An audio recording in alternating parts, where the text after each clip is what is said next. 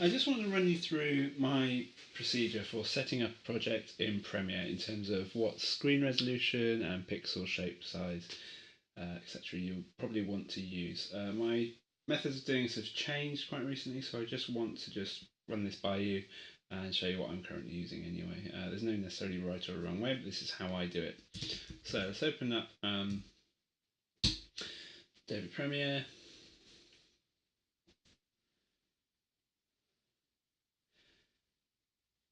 And this is handy to know just so that when you're setting up a project, it can be a bit daunting. Even if you've been doing it a few times, it can still feel a bit like, oh, am I doing this right? So, I'm going to bring this up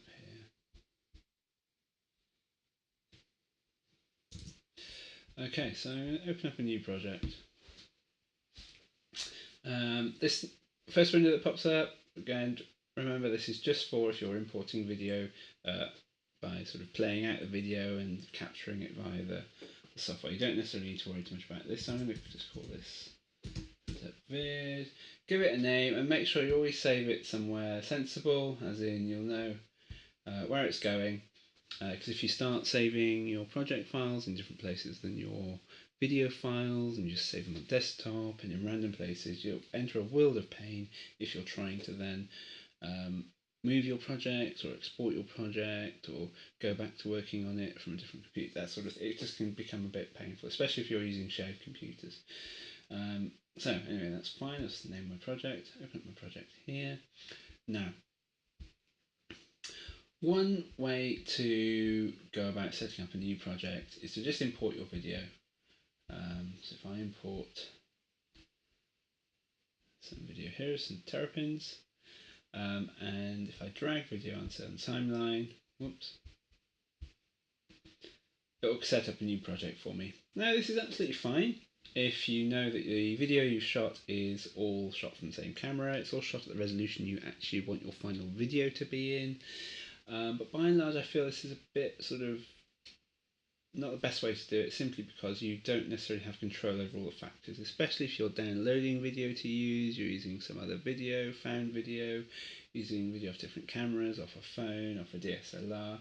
It's better to start with a sequence or a timeline that you know the settings are at, and that's how you want to export it as well.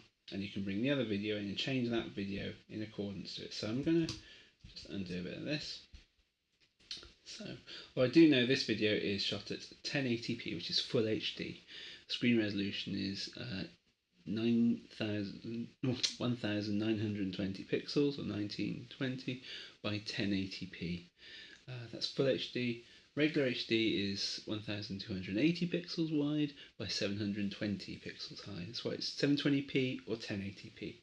Okay, that's the difference. You might have seen shot 2K, 4K, whatever. That's a whole new kettle of fish there. Different kettle of fish. So I'm going to open up a new up here. So go File, New Sequence, or Command N. And you're inundated with quite a few different options. I used to go for HDV simply because a lot of my video shot was 1080p. If you click here, this is 1080p, square pixels, all very happy. But if you're now shooting in full HD or higher, you'll notice pixel aspect ratio is no longer square pixels, it's anamorphic. And the frame width there is 14,040 pixels wide, which is not the 1920 pixels that we're looking for. Anamorphic, they're slightly rectangular, and it just means things are a bit more fluid and can cause a few more issues further down the line, especially when you're uploading to Vimeo and YouTube, things like that. So I would either go for custom, and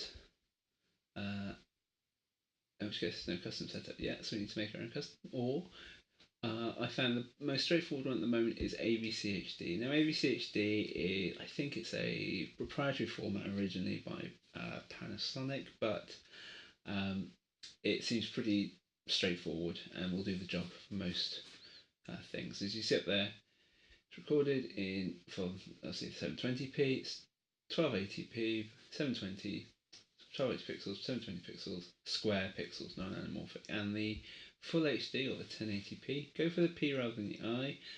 The I is for interlaced video, which is usually slightly traditional sort of HD video, but most video these days is shot at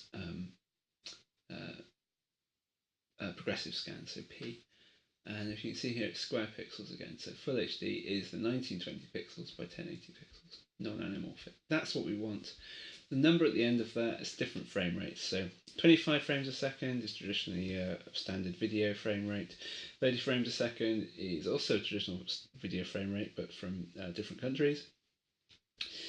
These days, most video gets spat out around 25 frames a second. 24 frames a second is traditionally what cinema used to run at, or 35mm film, and it has a particular look. Even though it's 1 frame a second slower than 25 frames, it does feel a little more cinematic in a way.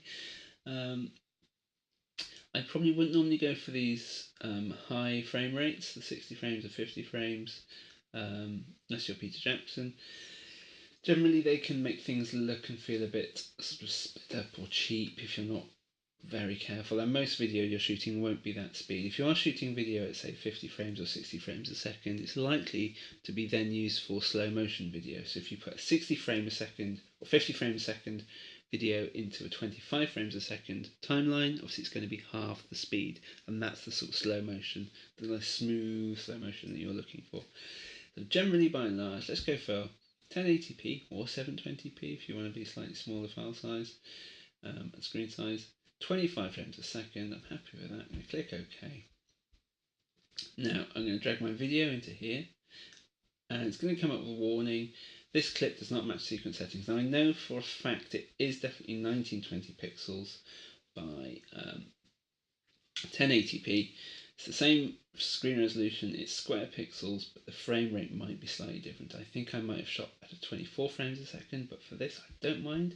So I'm going to keep the existing setting so it's set to the frame rate and size I want. And let's just play that. It looks smooth. That's great. I'm happy with that. And again, obviously, if you want to shoot slightly smaller, do it 720p. You probably don't want to upload video any smaller than that, but you know, if your phone and your computer can handle something like 2K or 4K, give it a go. But most computers still aren't up to scratch for doing 2K or 4K video editing, certainly beyond anything very, very simple. And that's about it. That's setting up a project in Premiere Pro.